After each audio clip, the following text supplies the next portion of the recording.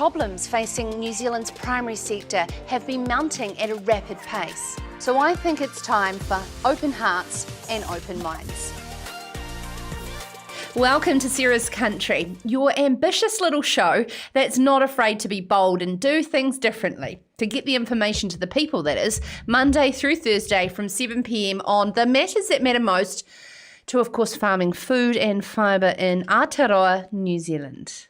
And if you're new to this show, welcome. I'm your host, Sirma Karapeeva. Once introduced it as at an event by my business partner as an ambitious little shit.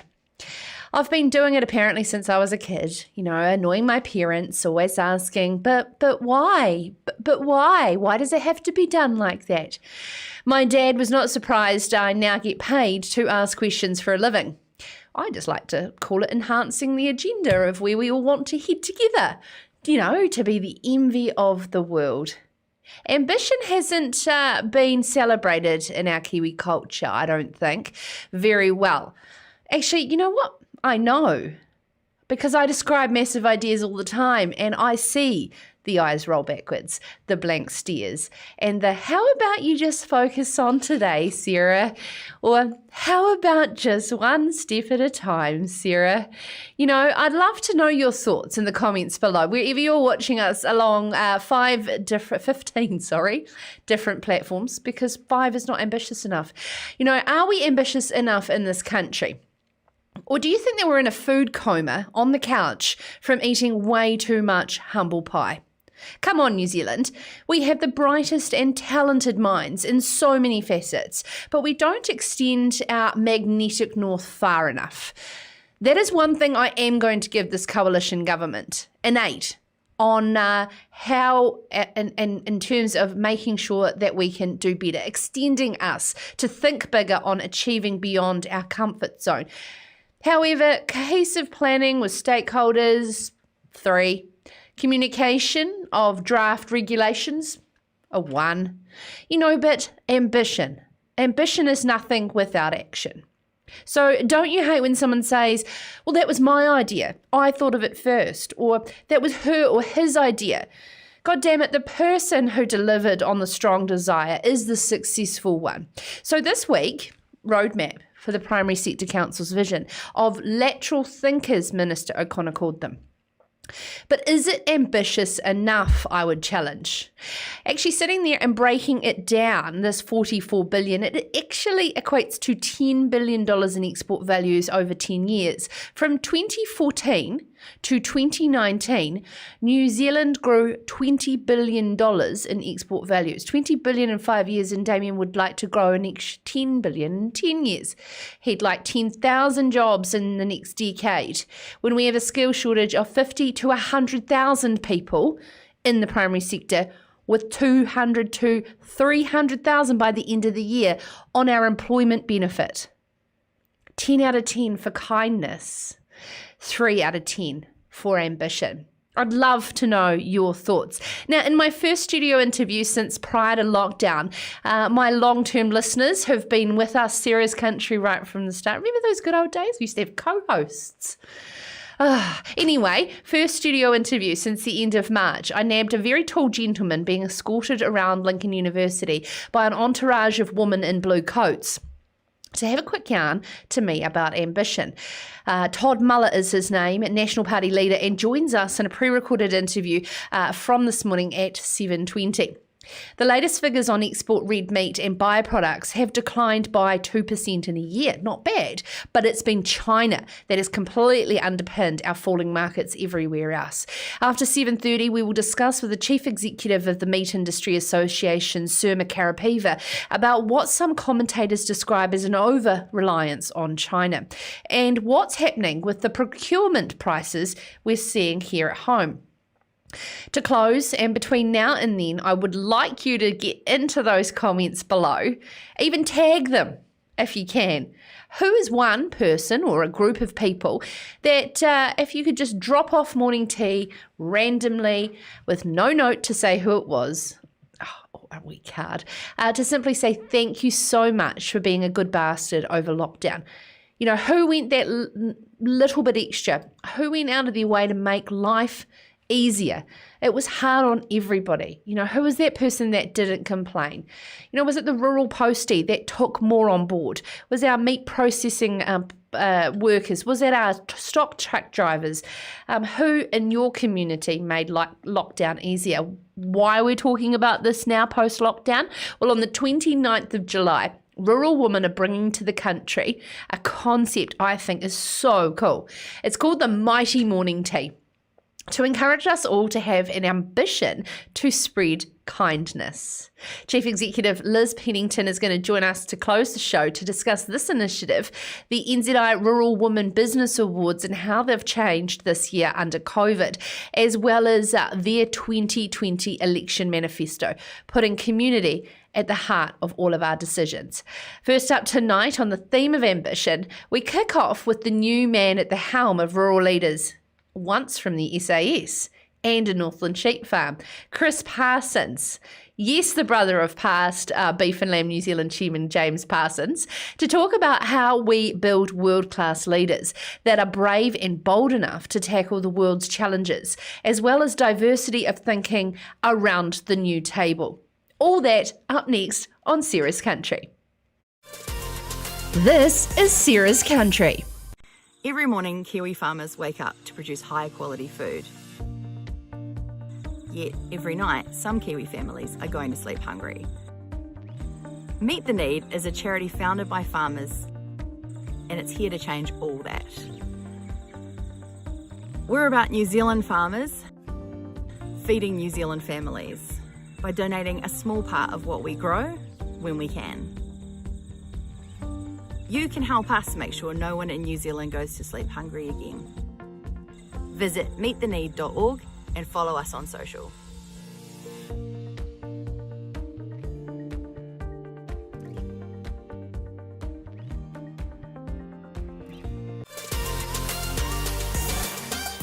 Now, we have certainly been talking about some pretty ambitious visions within the primary sector over the past decade and going forward, stretching right out to 2040, even 2050.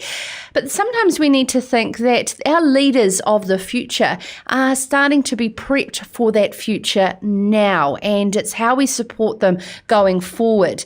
Ian Proudfoot's KPMG Agri-Business Agenda was released last week, and I really enjoyed this part from Dr. Anita Sands that presented from Silicon Valley. She said, no individual executive team or board has all the answers on how to respond in our current environment.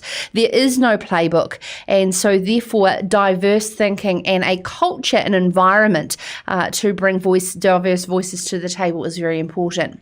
We're very lucky in the primary sector to have an organisation such as Rural Leaders who nurture our future leaders through programs like Kellogg's and our Nuffield Scholarship. And new to the seat as CEO, joining us now is Chris Parsons. Good evening, sir.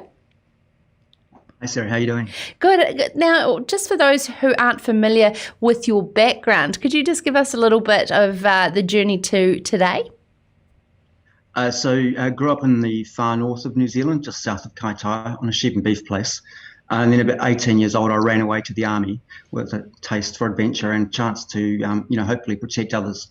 And so that's taken me around the world. I've had some pretty amazing experiences, worked with some fantastic people, but now is a chance to come back to the sector. And I think at no more important time when we look at the challenges ahead in the world, if we can feed the world and protect the planet, then that's got to be good for all of us. So I'm pretty excited about the opportunities in front of us.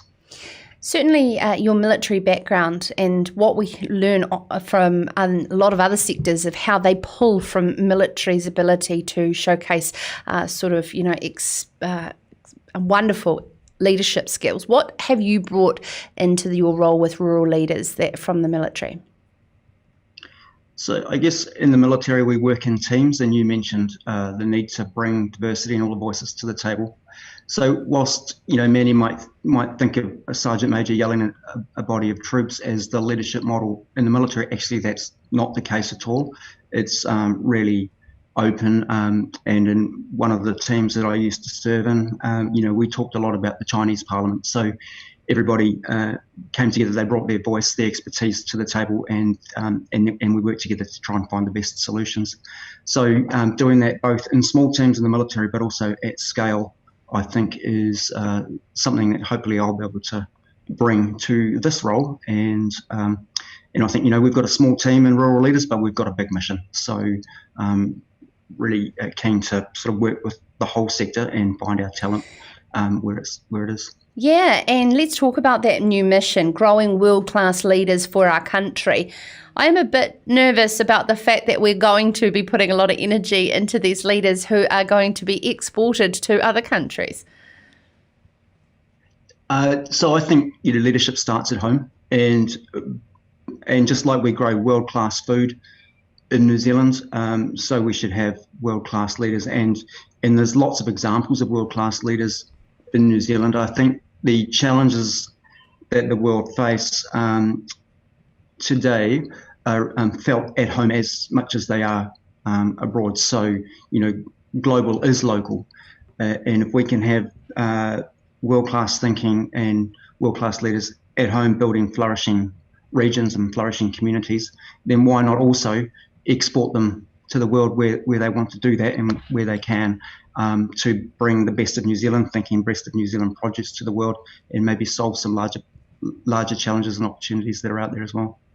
We certainly do have bright minds and talented people here in New Zealand, but a lot of our troubles have come from our culture about not being brave and bold and providing an environment for that. How do we change and encourage our growth into better culture-led leadership? Yeah, I think New Zealanders are humble people, and they like their leaders to be humble. And then there's, on the flip side of that, there's the tendency to pull a tall poppy down. I think leadership has never been about the leader. It's been about responsibility, and it's been about connecting people to vision and purpose. So how do we build a culture? I think culture and environment are intertwined. In terms of what we do at Rural Leaders, if we can build some simple pathways that have multiple ways of creating success, then I think we can really activate that talent that sits in every single community around New Zealand, on farms, in orchards, on fishing boats, and in the forests of New Zealand, and we can tap that for the benefit of us all. I love that word, activate the leadership that is sitting amongst our communities. It is a lot of just sometimes a person feeling like someone believes in them and giving them that extra push. And particularly the people that start a Kellogg's and come out the other side, absolutely different people. I mean, what you do at Rural Leaders is transformational. Yeah, and I think, for your listeners, don't underestimate the power of just tapping someone on the shoulder and showing that belief in them. There was a guy from the far north that spoke to me when I was a young officer and said, "Mate, when are you going to come north and have a crack at the SAS?" And that was really the first time I thought someone who'd already gone through that path had enough belief in me to give it a go, and that changed my life. So, I think, as you're seeing these young people come through, you as current leaders, you as family, you as kaitiaki, have got a responsibility to see that talent and just see the thought of possibility in their minds. Okay, how do we create a simple model with multiple pathways to success for our young generation coming through that will be our leaders in 2050? Yeah, so we've got the Kellogg Rural Leadership Program right now, which, as you mentioned, has been around 41 years and does some really great things, transformational in people's lives. We want to add opportunities on the back of that, where people have found their passion and their potential. We want to then activate it into purpose, and we think maybe some project-based courses that are shorter in nature, but would put maybe some of the best of academic thinking, the best of industry support in behind them, galvanise them in behind a regional possibility or problem, could both enable that leader also teams of leaders to come together for a purpose and start to really generate some momentum in our regions. So that's kind of the area we're looking in, but we don't have a mortgage on all the good ideas, certainly. And if there is ideas out there, then we'd just love to hear from people around the country. So, hey, here's a need, here's an opportunity. And whether they spoke to me or any of the rural leaders team or the folks that are on the board, they're all passionate Kiwis, passionate about the sector. And so we're all ears right now. Do you believe we've come far enough, and how much further do we have to go? And listening to diverse thinking, we had Damien O'Connor on the show earlier this week talking about the makeup of the council not being of stakeholders on purpose because he wanted lateral thinking from the outside. Do you believe that we're starting to see the benefits of having diversity of thinking? Yes, so to me, diversity is really about thinking. It's about getting the different ideas on the table. You need a common purpose. So from a common purpose comes common endeavour.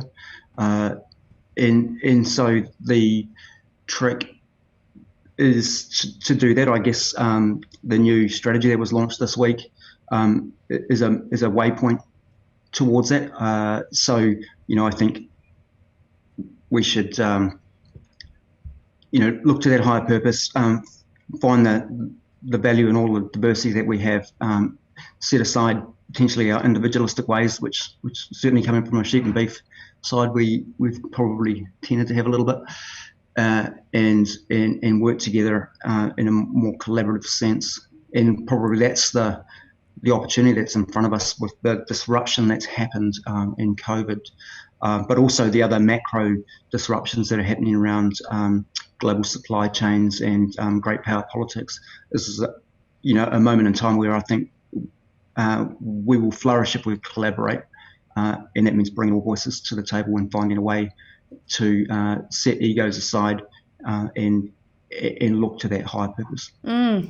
So therefore, if you don't engage stakeholders within a vision development, how do you bring them on board to execute a vision that was handed to them without their consultation, flowing right through to behind the farm gate where a lot of behavioural change needs to happen? Look, I wouldn't want to comment on how that was developed. I think that the Primary Sector Council have probably taken a wide range of views. The fact that they're not all stakeholders means that they have been, in a sense, representative of the industry, and they've tried to get different voices on the table. I think the mahi in front of us is that taking that waypoint and then turning it into something tangible. So if that's just a guiding star, a North Star, actually the real work is in turning strategy into execution. So even the very best strategy, if you made the perfect strategy in the whole world, it's still no good if it's not executed. And so that's the challenge to us. It's the take that they've laid down, the challenge. Do we pick it up and run with it, and we'll adapt as we go, or do we sit back and criticise? And I hope it's not the second one. Yeah, absolutely. I feel like we're getting a lot more mature in the fact that there's no room or time anymore to criticise, because the boat is very sailed on a lot of things if we don't get on and get it done. Our consumers are demanding it, and they demanded it 10 years ago, so it's well overdue. Now I just want to finish on applications open for the Nuffield scholarships. Man, there's been some impressive people. I've interviewed all of them on Sarah's Country, and I could have talked for another half an hour to every single one of them. Inspiring individuals. Yeah, so really excited about that. We talk about export quality leaders. There's plenty of examples from the Nuffield scholarship program. So that is open right now. We close applications at the end of August. So if you know anybody or you are inclined to do that, absolutely throw your name in the hat. We'd love to hear from you. There's travel disruptions, of course. So this current year group of scholars are going to actually travel from top to toe in New Zealand and have a look at what we do at home before they go abroad, which we're hoping that they will do next year. That may well be the case for the 2021 scholars as well, but oftentimes scholars have got overseas and people have pointed them back to New Zealand and said, have a look at what you're doing at home. So lots to learn here, and I think that'll make their international travels even richer. Absolutely. No, fantastic. Thank you so much for taking the time to join us. Fresh in the seat, Chief Executive for Rural Leaders, Chris Parsons, there talking around leadership. Now, coming up in Serious Country, we're going to continue the theme around ambition. And was the Primary Sector Council's roadmap and targets ambitious enough? I'm going to break this down with National Party leader Todd Muller, who joined me earlier in the studio today when he visited the Lincoln University campus. This is Serious Country. One of the first things you learn when you live out here is where to shop for the things you need to live out here. like electric fencing, or horse thief, or bee suits, Child bench, chook food. Do you want a couple of these? or something stylish to wear. Not everyone's got stuff like this. But at Farmlands we do, and then some. So if you need anything to help you farm, Grow, Milk, drench, Rhea, come on in. Because we're out here too.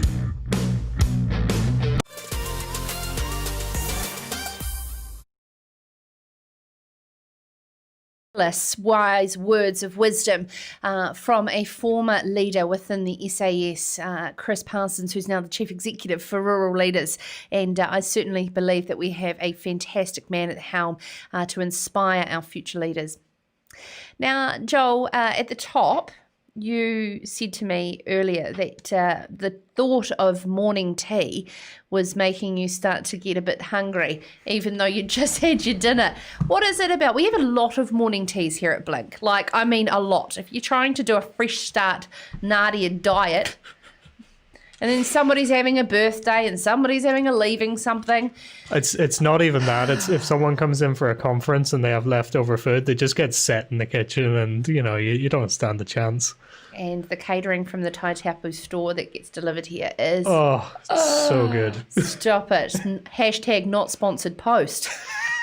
That actually legit, if you are in the Taitapu area in Canterbury, that store. And we have some beautiful country stores and cafes. Like I know the Terrace Country Cafe is gorgeous. Again, not sponsored. I just love knowing who's here, and of course, the easier the question, the more engagement we get. What is that one thing that you absolutely love for morning tea? Mine, ginger crunch. My mum used to make the best ginger crunch. And Joanne, a good baker? Oh, yeah. Oh, she makes a mean cake. Yeah? Yeah. Just a lovely chocolate cake that's my granny's recipe that mum started making and I make. It's fantastic. Can't go wrong. Moist? I mean, I wouldn't use that word, but it's You can't, I mean, cakes are terrible if they're not moist. And no, I know, but it's just the word. well, I don't think people should have an issue with the word because we're talking about cake, and it's very appropriate when you're talking about it in context, Joel.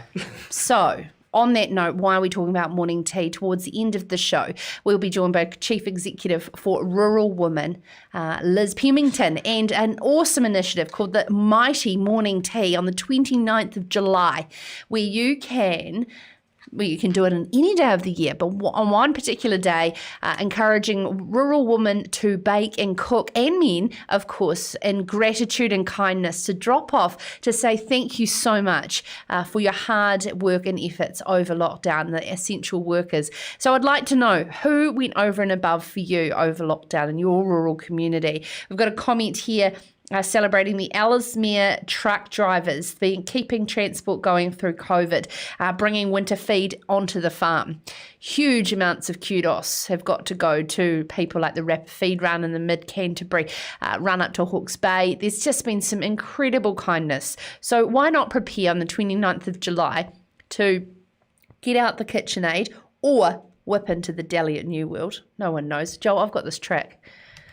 You buy a slice, you chop it up, you put it in Tupperware containers, you put a handy towel in between, and then you layer it again, and it looks like you've made it. Serious top tips, like Aunt Daisy. Now, of course, our next guest I nabbed earlier today while he was on the Lincoln University campus, National Party leader Todd Muller, and I wanted to talk to him about his thoughts on Damien O'Connor and, of course, the wider coalition government's announcement of the roadmap for Fit for a Better World. So here is an interview that we captured for you, first guest in studio since the end of March, pre-lockdown. This is Sarah's Country.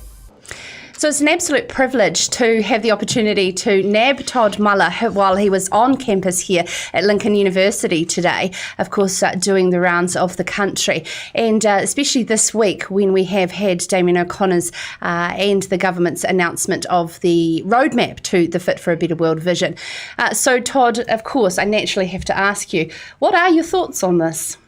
Well, it's been a very long process, and I certainly know some of the people involved in it, and I think there are elements that are useful, but it's I think seriously overstated in terms of impact from the government. $44 billion more exports over the next decade, and suggesting that it's going to be driven by a whole lot of very niche industries that have yet to appear, and I think it doesn't give enough acknowledgement of the strength of the industries that are strong today, and what, with the ongoing application of technologies that are here, Lincoln Tech can do to amplify and add value to them, which was the part of the story that I thought was missing. I mean, it's all very well to be reflecting on what potentially the next shiny thing is, and what could be possible in terms of land use change in the future, and that is an absolute part of, I think, any government, successive government's focus in terms of R&D and industry partnership, but never walk back from the fact that we are known for our world-class dairy, sheep, beef, and other horticulture. And I think the question should be what we can be doing to partner with them to amplify their strength and success, as opposed to diverting too much resources for what may end up being a false storm. I think we were getting quite close in alliance on environment, but the entire climate has changed around jobs.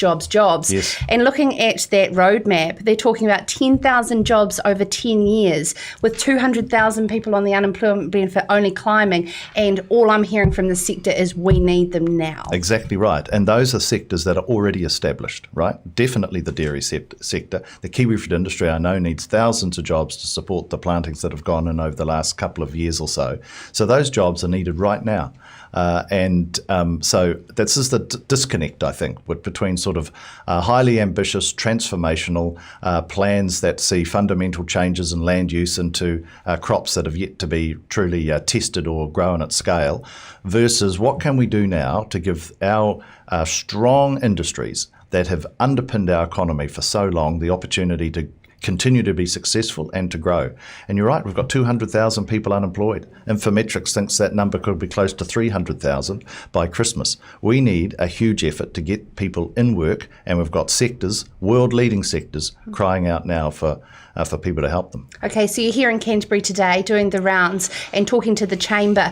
Now, we're talking about added value and capturing that value here at home. What emphasis are you going to put in terms of growing our manufacturing of our primary produce for more here at home and capturing that value? Well, I think it's about creating the conditions for businesses to have the confidence to invest and grow. And two of the policies that we've put in place over the last month or so are examples of that. Admittedly, it's short term and it's focused right now, but one is a job start, $10,000 for any new additional employee, any size of business. That's what businesses are wanting, support to actually take that extra person on. We'll absolutely change the 90-day period. So this view that, it's bad from the government and bad from Wellington bureaucracy, we just totally disagree. You've got to give businesses the confidence to take a punt on somebody.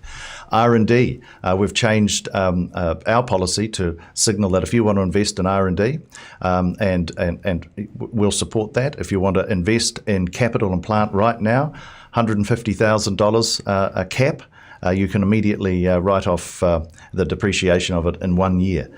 Look, what we need is the confidence in this country to be able to invest in that sector.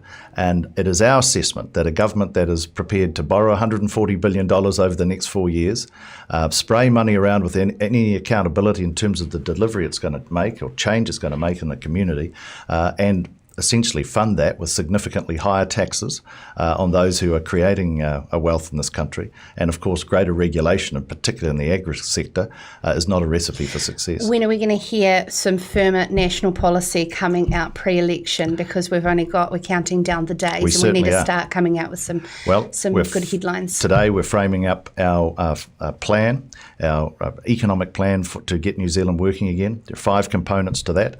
And then from next week, specific detailed policy announcements that fit within that plan. So New Zealand, when they go to the polls, will see a coherent strategy from the National Party around how to get this economy moving again, how to protect their jobs, and how to give them as individuals a sense of opportunity and optimism for the future. Cool. Thank you very much for taking the time to join us in Great studio. to be here. National leader Todd Muller. Thank you. This is Sarah's Country. So it's an absolute privilege to have the opportunity to nab Todd Muller while he was on campus.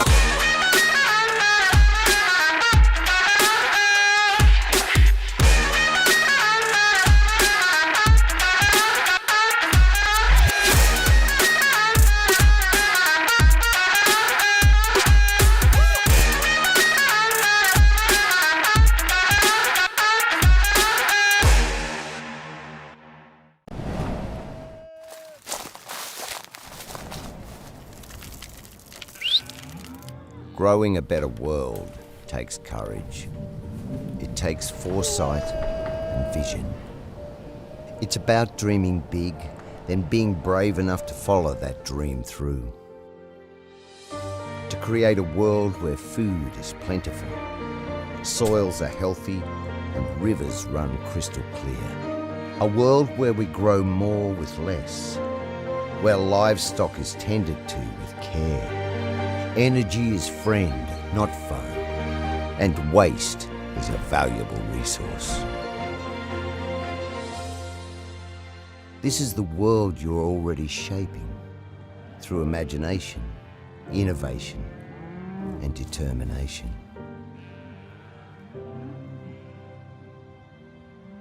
So as small steps become huge leaps, you move boldly forward.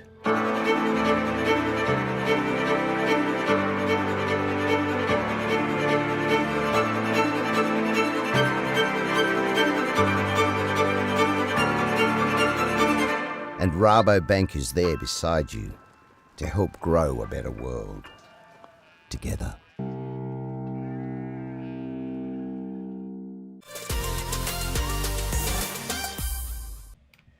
Welcome back to Sarah's Country. That, of course, was Todd Muller, National Party leader, joining us in studio here at Lincoln University. And that was just before his Chamber of Commerce speech about economic recovery plans. I'd love to know your thoughts in the comments from what you've heard in the media, or you may have read his speech. Was it inspiring enough? What did you think about Todd Muller's leadership so far in terms of grabbing headlines and being able to make some very bold statements to run against, of course, a very popular Prime Minister of Jacinda Ardern? And, of course, National has seen us through a lot of economic crisis, but this really lacked a lot of substance, that speech today, in regards to some big, punchy strategy.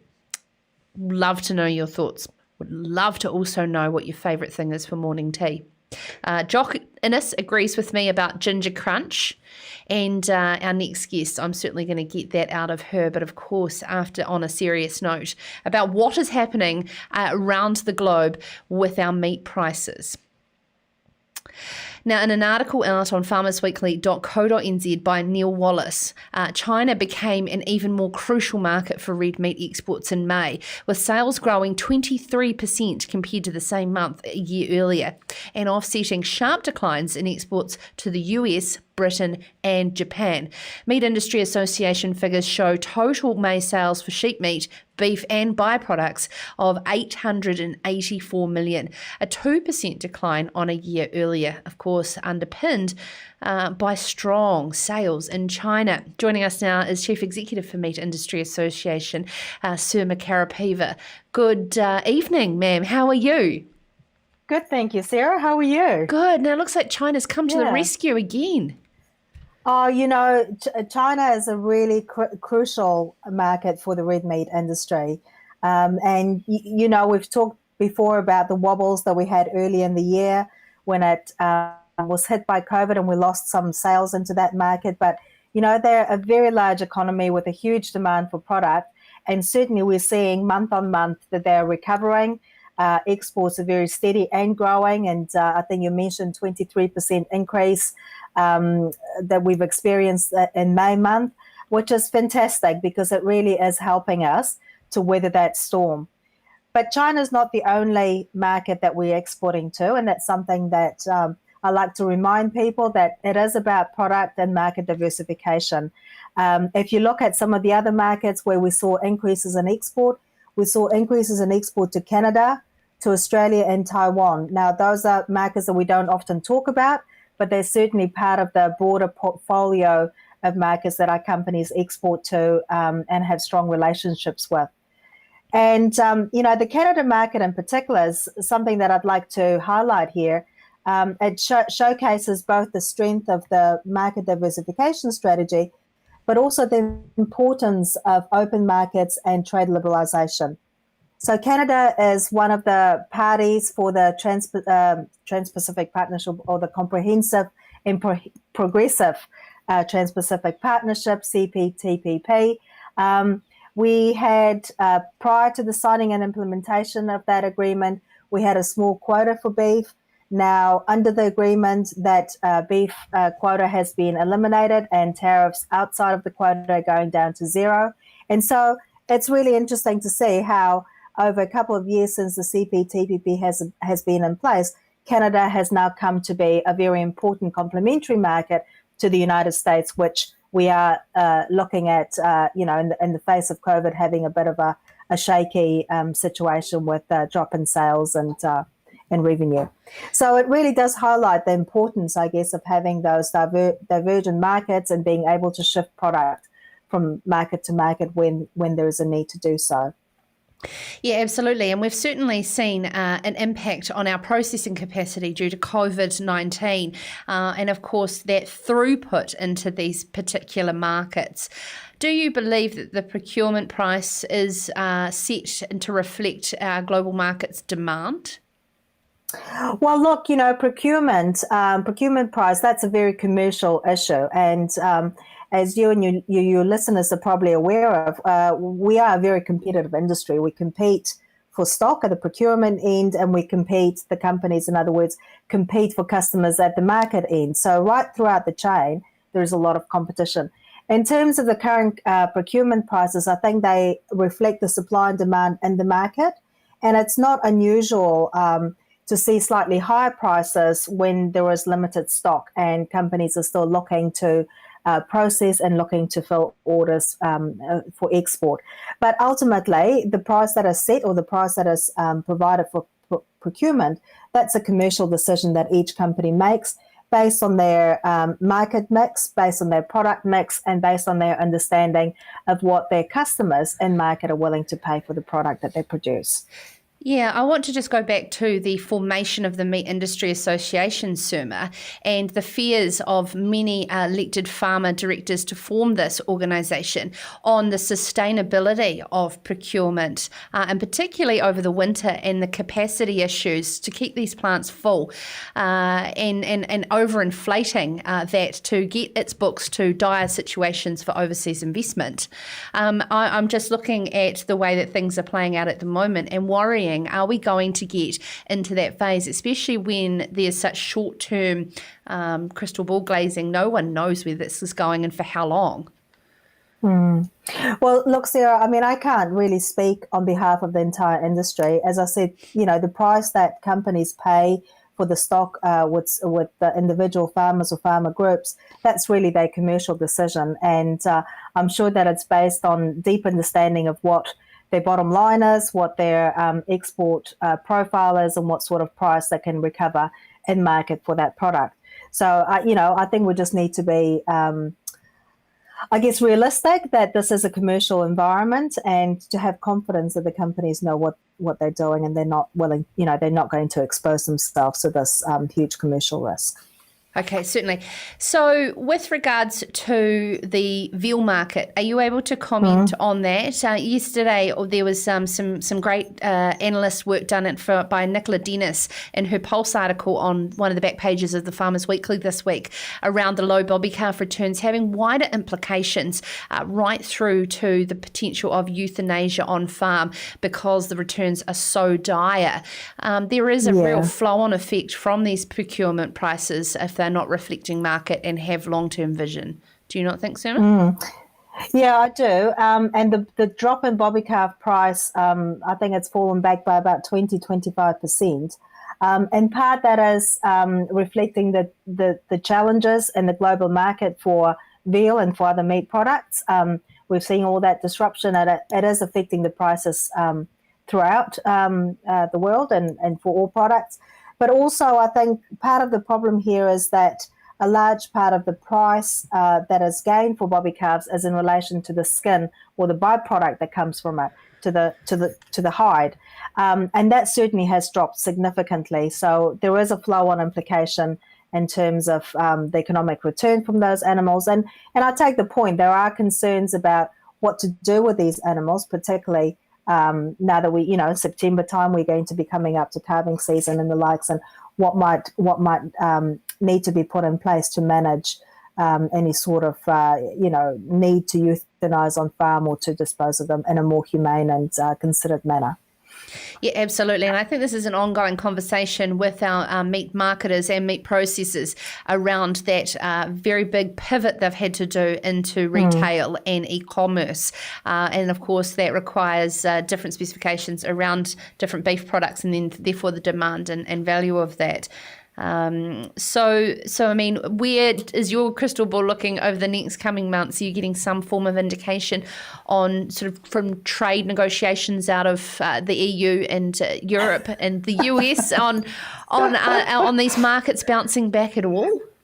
Oh, look, in the next couple of months, I don't foresee any significant move. Certainly not in the EU, UK space. Not sure about the US, but the EU is just about to break. They're just about to go on holiday, their big summer break, and so the negotiations are not going to go much further until they resume their working year, which is in September.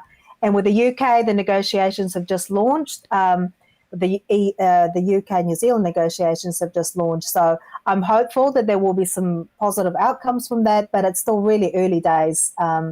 And I'm sure that'll be a very difficult conversation and a difficult negotiation given the global environment that we're working in and the fact that they're also dealing with Brexit and with four other FTAs on the go. So, I don't envy those negotiators and their task ahead of them. Sirma, do you ever get a chance to bake? To bake? Yes. What's your go-to? Oh, look, my go-to is a banana cake from the Edmonds cookbook. Very simple, but I think I've mastered that. I'm not a very good baker, but the banana cake seems to, turn out pretty good every single time. So that's my go-to. Failing that, it's one of the cake mixes from, Betty Crockett or whatever. That's also a hit. Oh, absolutely. I've got some very ripe bananas that are eyeing up some oat cookies this weekend. I think if this weather continues, it's going to certainly be a baking weekend. Baking weekend, yeah. Sirma, on the 29th of July, if there's somebody that you think you should be giving morning tea to, just make sure you put that in your diary. We're going to start this movement with rural women on the mighty nationwide morning tea shout. So 29th of July? Yes, yep. That's excellent. We don't often get morning tea in our office, but any time that there's an opportunity to celebrate something, it's a good time. So I'll put it in my diary and I'll bake a banana cake. I reckon we should make sure we leave morning tea on the steps of all of our meat processors for our workers on the 29th of July. Wouldn't that be a great movement for us to start? Yeah, wouldn't that be nice? Yeah, absolutely. Thank you. Real acknowledgement of their work and how resilient they've been throughout this whole COVID situation. Absolutely, 100%. Thank you so much for your time. Chief Executive of Meat Industry Association, Sirma Karapeeva, here with you on Serious Country. Now to close, we're going to continue on that theme that we've been talking about, the mighty morning tea, with Chief Executive for Rural Women, Liz Pennington, up next. This is Serious Country. Really pleased we got into this. Thanks for your help, Dave. It's a good idea, honey. You reckon it'll come out? Cover it and tell Compare to leave it 10 minutes. You'll be fine. Good call, Dave. Good call on getting those security cameras, Dave. You call a new one yet? Yeah, kind of. When you've got decisions to make, we'll be there to help you make the right call. I'd go for those ones, Bob. Yeah, good call. Did you choose these? Oh, you know. For great advice and insurance, talk to FMG.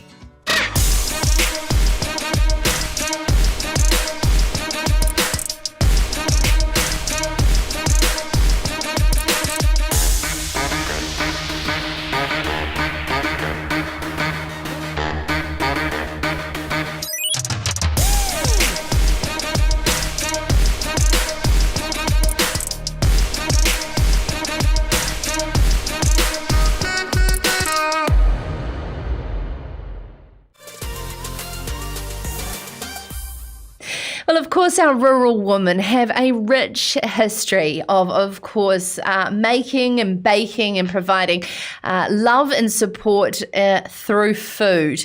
And this is, of course, in dire times of adverse events, but also, too, just in the general nurturing of our local community events. Wherever they are, they seem to be bringing a warm hug and a warm cup of tea.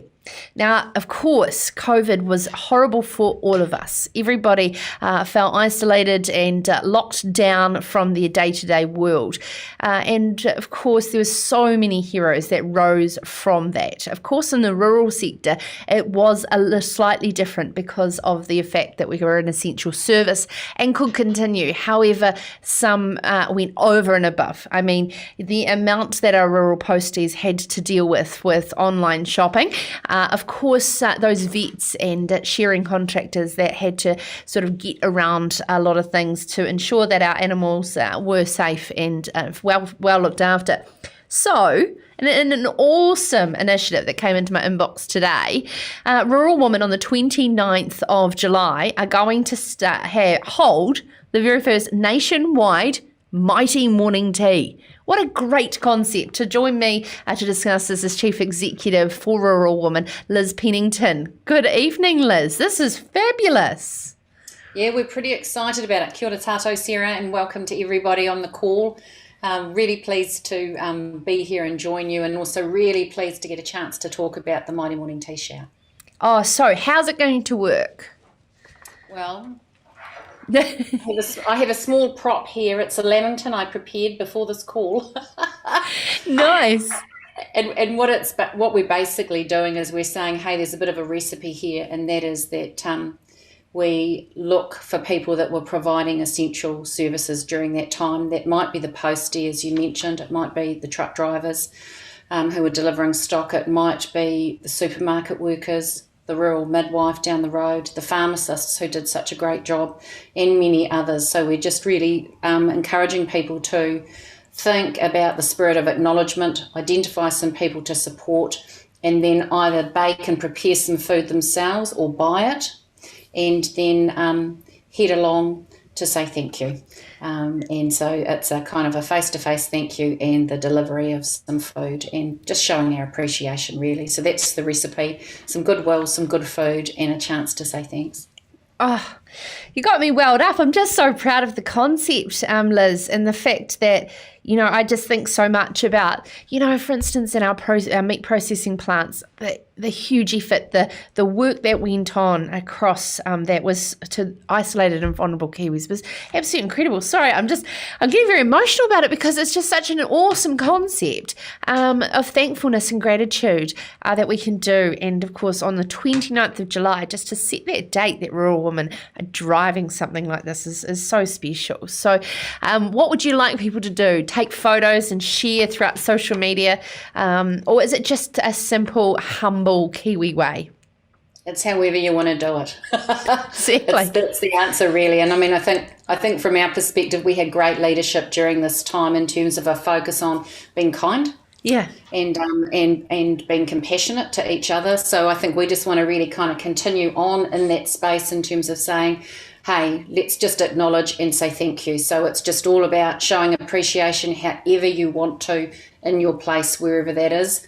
Whether that's heading out, it's down the road, it's at the neighbours, it's down at the fire station, wherever you want to go and say thank you, then we're just asking for everybody else to come on board and do the same thing in a good kind of collective Kiwi thanks.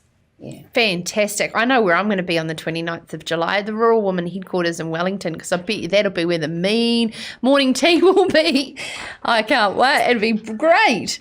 Yeah, it might be in here, and there might well be some Lamingtons, and then we'll be out and about and heading to some of our colleagues across a whole lot of organisations here, like Bernardo's and Plunkett and other places, saying, hey, thank you so much. Yeah. Hey, and also, whilst we're there having a cuppa, we can sit down and talk about this manifesto. Of course, this is Rural Women's election manifesto for the next 3 years. Liz, since you started late last year in your role as Chief Executive and pulling together this manifesto now, are we making traction on some of these key points like education, rural connectivity, health and wellbeing of our rural communities? The answer is yes. The answer is still that there's a lot more to do. I think, our manifesto is always a really collective effort. It's kind of grassroots to global approach where we're looking at our connection to women in other countries as well as our connection to each other here. Some of the things are perennial, they're coming up every year, and they're the things that are important to us and resonate with our membership, and that's always going to be around issues of health and education, rural connectivity, those sorts of things, the environment, they're really important to us. So those things are always big features in our manifesto, which is really about well-being and resilience. I think the bits that are similar, just in terms of responding to your question, rural connectivity is right up there. We know that in order to kind of rural-proof policy and decision-making, that we need connectivity. If we're not going to have a cheque to use and we can't write a cheque anymore, then there certainly can't be an assumption that we can internet bank if we don't connect, if we don't have access. So, some of these unintended consequences of some policy decisions sometimes have a really significant impact for us rurally. So we want to see all policies rural-proofed in simple terms. And some of the issues like connectivity are still really important to us, as are issues like the well-being of our women and children and access to good maternal health services, the care and sustainability of our environment. Those sorts of things, they're always going to be front and centre. And also something else, putting a lens over. You would have thoroughly enjoyed the way that the agribusiness agenda from KPMG this year broke out the voices of millennial and females to showcase that there was different priorities from different gender and, of course, age demographics. In particular, higher up the priority list for women over men was around our provenance story and connecting New Zealand's rural and urban communities. The role of a female normally as a connector. How can we take a document such as the agenda and actually sort of live and breathe how we see priorities differently in leadership? Yeah, I think for us, we're always thinking about applying that lens, that gender proofing kind of lens and that rural proofing lens, because we want to make sure that there aren't unintended policy impacts. I think, for many years now, the work that's been done around even how people conceive of self and what self means, like who am I, for women has always been about self in connection with other. It's how we often think, how we work. And so I think in the business world and in our practice, it's about the focus on relational rather than transactional. So we're wanting something that, acknowledges the relationship that exists between people. So when we go about doing our business, when we're engaged in our work, when we're raising our families, it's always with that thoughtfulness around connection to other. So I think some of the ways we're going to see going forward are going to be much more around our networking, our ability to support each other, our ability to really look at great stories and share them, our ability to mentor, to akana taina, these ideas of one supporting another. They all have great opportunities for us, I think, going forward. Now, our wahine was celebrated on last night's Shepherdess Flock-in celebration of the second Winter 2020 edition. I know I could see that you were following along there, Liz. And again, I got really emotional because I was so proud of these entrepreneurial rural women with these world-class brands that are born out of the back blocks. I mean, the lead into that is more because a great way to be able to celebrate that is the NZI Rural Business Awards that happen every year, and applications are closing shortly. Yes, they are, end of the month. So we would love to hear from you. If you're a rural woman involved in business, if you're kind of a 50% owner in that business, you've been running for a couple of years, you're operationally involved in the business, we'd love to hear from you. You can enter in one or a number of categories. People in the health and wellbeing space are in there too, as well as people working in sort of fibre, new business, emerging business. There's a whole raft of categories, so jump on the website, have a look. We'd love to hear from you. Or if you're thinking that maybe you might want to, but you're not sure about what's involved, rather than surfing around on the website, just give us a call, and we're really happy to talk to you and just step through what it might look like in terms of coming forward and going through the process. We had amazing applicants. It was great to see just recently a couple of rural women acknowledged in the Queen's Birthday Honours, and one of those was someone who'd been an award winner and been a supreme winner in the what are now the NZI Rural Women New Zealand Business Awards. So we're pretty excited. So lots of opportunity, and love to hear from you if you're out there wanting to be considered for the awards. And we need to make note of the fact of the compassion towards people's financial information in a COVID environment, and that is more about demonstrating leadership and innovation, and being able to continue their ambition, whatever challenges are thrown at them.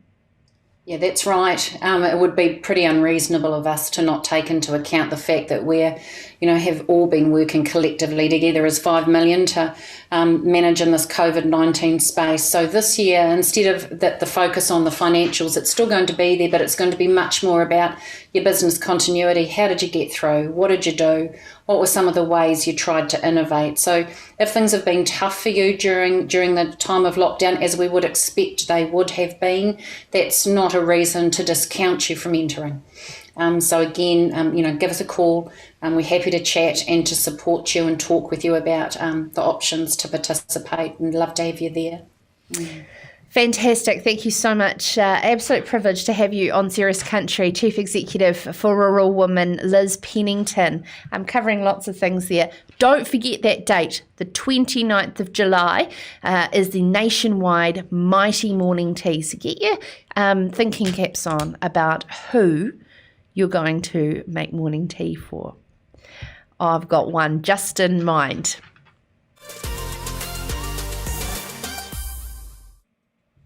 And Joel, it's you. Oh. So I am after a moist cake recipe for the 29th of July, because the person I want to thank during lockdown is, of course, my wonderful producer, Joel Rock. Now, Joel, I know that you're leaving us, and I get sad fan mail all the time about this, but your mother, Joanne, has said that she loves her tea time treat, cinnamon scones from the Bay Tree in Hollywood, County Down. Have you got a Hollywood over there? Yeah, it's only got one L, so it's close, but it's not quite LA. Good cinnamon scone. You a fan? Yeah, I like a good cinnamon scone. Jock looks like a Neenish tart. Do you know what that are? What? Do I know what that are? Oh, my apologies. Do you know what that is? Yeah, no, I have no idea. What's a Neenish tart? No, I'm going to start Googling that. I'm actually going to head home and find my Rural Woman cookbook, actually, and get some ideas. Hope you enjoyed tonight's show. That is all we have time for tonight. Now, somebody who knows how to speak with better English than I do addresses the nation regularly with her wonderful tips. Of course, that was back in the mid-50s, was, of course, radio personality Aunt Daisy. And I found this little gem to close tonight. And this is her thoughts when the world was weird last time. That was the end of World War II. She'd just returned from a trip to the United States, and she came home to give this radio broadcast to the nation. Good night. We'll see you on Monday. Back to New Zealand today comes Aunt Daisy after her 4th visit to the United States, where she spoke to women's organizations and broadcast over several networks. Radio was on the spot to record the return of their personality, who has been known to listeners for 17 years. When Aunt Daisy got down to work again, she was ready to give Weekly Review some of her reactions to life abroad. Well, good morning, everybody. Here I am home again, back again in New Zealand, which is the very easiest country in the world to live in and work in at the present time, I can assure you of that. Well, I've a very happy duty to perform to bring to you the kindliest and friendliest greetings from the women in the homes of America, both the United States and Canada, all those thousands. The chief point of agreement, one in which every woman would like to take a part, is that we would like to get the world back to a normal, happy life, to get a real United Nations, to get happy homes, happy home life, family life. This is Sarah's Country.